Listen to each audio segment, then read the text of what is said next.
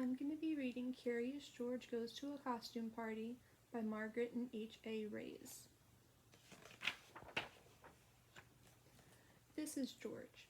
He was a good little monkey and always very curious. One day, George and his friend, the man with the yellow hat, were on their way to a party at Mrs. Gray's house. George could not wait. He liked parties, and he was looking forward to seeing Mrs. Gray. But when the door opened, George did not see Mrs. Gray at all. He saw a witch. "Don't be afraid, George," said the man with the yellow hat. "This witch is our friend." The witch took off her mask. It was Mrs. Gray after all. "Oh dear," she said, "did I forget to tell you this was a costume party?" George had never been to a costume party before. Inside, he saw more people that he knew. They were all wearing costumes. There was his friend Betsy dressed up like an astronaut. And was that Bill? Why, he looked just like a mummy. George wanted to wear a costume too. "I have some dress-up clothes upstairs," said Mrs. Gray. "Would you like to use them to make a costume, George?" Mrs. Gray took George to a room filled with a big trunk with clothes. "Borrow anything you like, George," she said. "I have just the thing for your friend downstairs." George tried on lots of costumes. The first was too big, the next was too small, another was too silly, and this one was too scary. At last, George found a costume that was just right. George was a rodeo cowboy. He wore a vest and pants with fringe.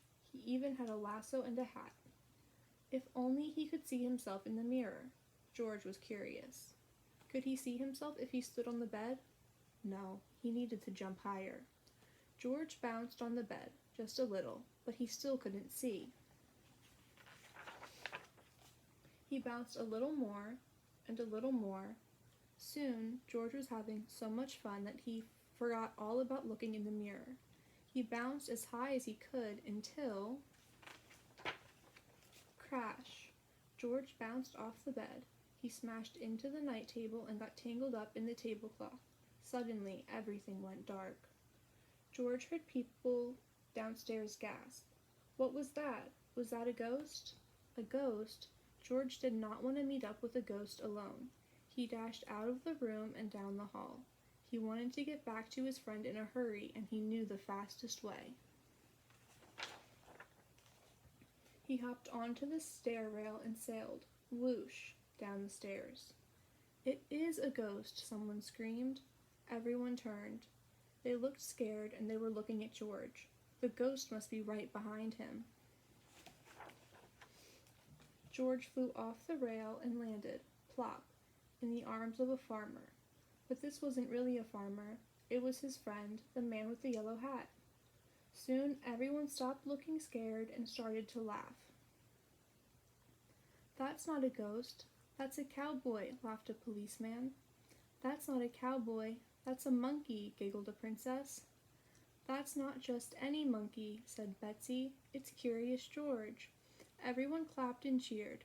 They liked George's Halloween trick.